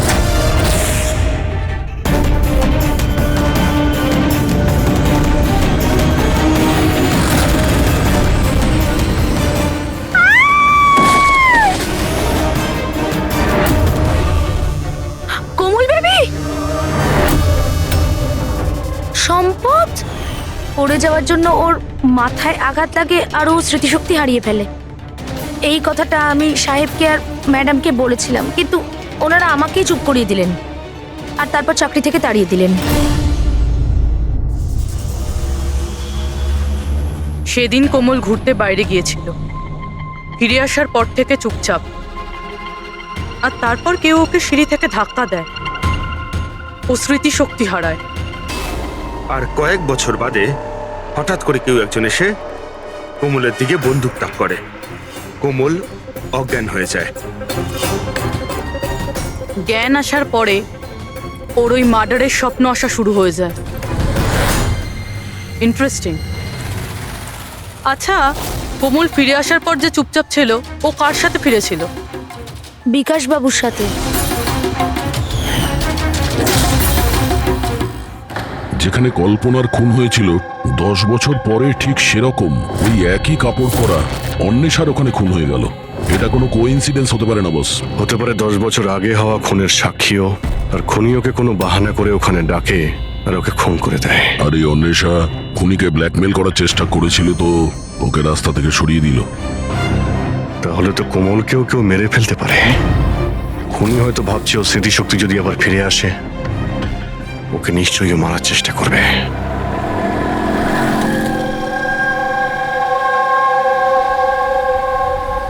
আরে মা তো বলেছিল বিউরো যেতে, বাবা ওখানেই আছে। তুমি তো অন্য কোথাও নিয়ে যাচ্ছ। ঠিক বলেছ, আমি তোমাকে অন্য কোথাও নিয়ে যাচ্ছি। কোথায় নিয়ে যাচ্ছি? তোমাকে তোমার মায়ের কাছে। কেন বাজে কথা বকছো? মা তো বাড়িতে। মালা, ও তোমার আসল মা নয়। তোমার আসল মা সে হলো কল্পনা। 10 বছর আগে তুমি যাকে খুন হতে দেখেছ। কি? আর এখন তোমার পালা। আর খবরে আসবে কোমলের অ্যাক্সিডেন্টে মৃত্যু। বেশি চালাকি করো না। কেউ আছেন?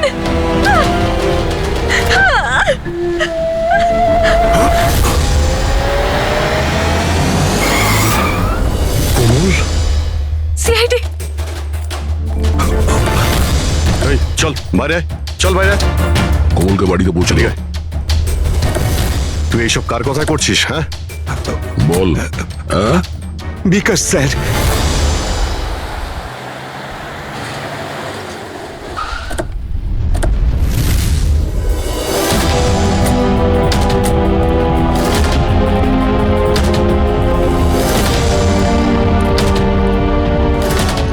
হয়েছে তোমার বিকাশ? কথা বলো দাদা, একটু তাড়াতাড়ি করুন। জানি না কি হয়েছে স্যার। অফিস থেকে মিটিং এর পর এসেই অজ্ঞান হয়ে গেছে। নিয়ে যাও, তাড়াতাড়ি নিয়ে যাও। তাড়াতাড়ি করুন দাদা। একে তো বীজ দেওয়া হয়েছে, কিন্তু ওকে কে বীজ দিল? আমরা তো ভাবছিলাম যে বিকাশই খুনি, শেষে বিকাশই শিকার হয়ে গেল। তার মানে খুনি অন্য কেউ হবে। কে হতে পারে? স্যার, আচ্ছা যশবন্ত নয় তো? বউ ছেড়ে পালিয়ে গেছিল, তাই বদলা নেওয়ার জন্য সুযোগ বুঝে ঝিলমহলে ডেকে নিয়েছে ওকে আর মেরে দিয়েছে।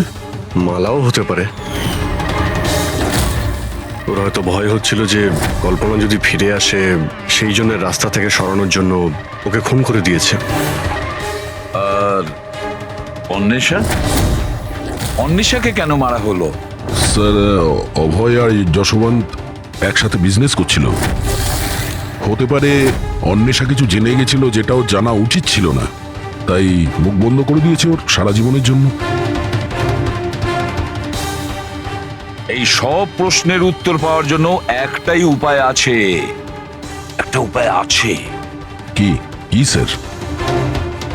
কোমলের সাইকো অ্যানালাইসিস, রিগ্রেশন টেস্ট করতে হবে কোমলের। 10 বছর পিছিয়ে নিয়ে যেতে হবে ওকে, যখন ও 7 বছর বয়স ছিল। তারপর ওকে প্রশ্ন করব, দেখি কি উত্তর পাওয়া যায়। কিন্তু স্যার, সমস্ত সাইকিয়াট্রিস্ট, ডক্টর সালুকে সবাই তো বারণ করেছেন ওর সঙ্গে টেস্টটা না করার জন্য। এর জন্য ওর বিপদ হতে পারে স্যার। অভিজিৎ, করতে হবে মানে করতেই।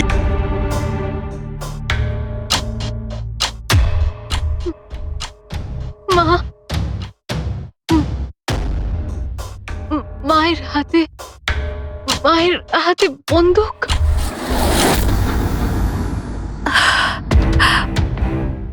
এটা শোনার আগে মরে যায়নি কেন? যেই মেয়েকে আমি এত ভালোবেসেছি, তার অভিযোগ আজ আমার উপরে। এটা অভিযোগ নয় ম্যাডাম, এটাই বাস্তব। এই সব মিথ্যে। কি করেছেন আমার মেয়েটার সাথে? কি করেছেন বলুন? হ্যাঁ, হতে পারে আমি ওর সৎ মা, আমি ওকে নিজের মেয়ের থেকেও বেশি ভালোবেসেছি। তাহলে আপনার সৎ মেয়ে আপনাকে কেন ব্লেম দিচ্ছে? অফিসার, আমি জানি না কোমল কেন আমাকে দোষারোপ করছে। আমি সত্যিই জানি না। আমি স্বপ্নেও কোমলের ব্যাপারে কখনো খারাপ চাইনি, কখনো না। কে মেরেছে ওই মহিলাকে ঝিলমহলে 10 বছর আগে?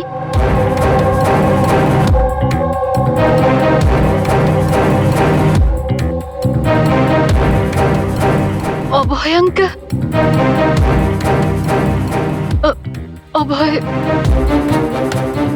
অভয় আঙ্কেলের হাতে বন্দুক। না, তোমরা সবাই মিলে আমাকে ফাঁসানোর চেষ্টা করছো। এটা ওই 3 জনের প্ল্যান, মা, বাবা আর মেয়ের, যার মধ্যে তোমরাও শামিল রয়েছো। একটা কথা বলুন, কোন এমন বোকা মানুষ হবে যে নিজের স্ত্রীকে মেরে নিজের বাড়িতেই পুঁতে রাখবে বলুন?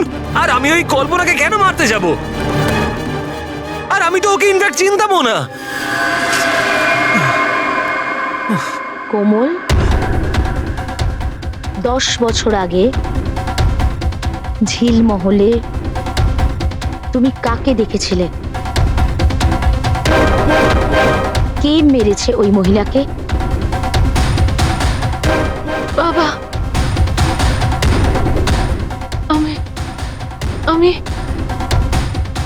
আমি বাবাকে দেখেছি।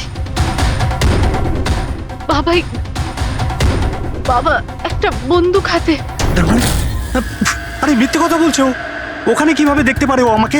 কারণ আমি তো তখন নিউ ইয়র্ক যাচ্ছিলাম, আমি ফ্লাইটে ছিলাম। ও বিকাশকে দেখে থাকবে ওই ঝিলমহলে। যশবন্ত বাবু, আপনি কি করে জানলেন যে বিকাশ ঝিলমহলে ছিল আর ওই কল্পনাকে মেরেছে? হেসে গেলেন না? হ্যাঁ, আমরা কোনো রিগ্রেশন সেশন করিনি কোমলের সঙ্গে। এটা তো শুধু একটা নাটক ছিল সত্যিটা বের করার জন্য। আর আপনি সত্যিটা বলে ফেললেন। হ্যাঁ, তাহলে এবার এটাও বলে ফেলুন, কেন মেরেছেন আপনি কল্পনাকে। কেন মেরেছেন? কল্পনা ফিরে আসতে চাইছিল, আর ও ফিরে এলে প্রথমত আমি তো মালাকে হারাতাম, আর দ্বিতীয়ত কল্পনার সমস্ত প্রপার্টি যা কোমলের নামে ছিল আমার হাত থেকে বেরিয়ে যেত। কেমন বাবা আপনি? বাবারা তো সন্তানের জন্য পৃথিবীর সমস্ত সম্পদ এক করে, আর আপনি নিজের মেয়ের সম্পত্তি কেড়ে নিতে চাইছিলেন। বাহ! আমি কোমলের আসল বাবা নই। মানে? আমি কল্পনাকে শুধু ওর প্রপার্টির জন্যই বিয়ে করেছিলাম। কোমল আসলে কল্পনার আগের স্বামীর সন্তান, আর এই কথাটা শুধু আমি আর কল্পনাই জানতাম। আর কিছুদিন একসাথে থাকার পরে কল্পনা তোমাকে ডিভোর্স দিয়ে দিল। ডিভোর্স দেওয়ার জন্য আমি কিছু শর্ত রেখেছিলাম। আমি বলে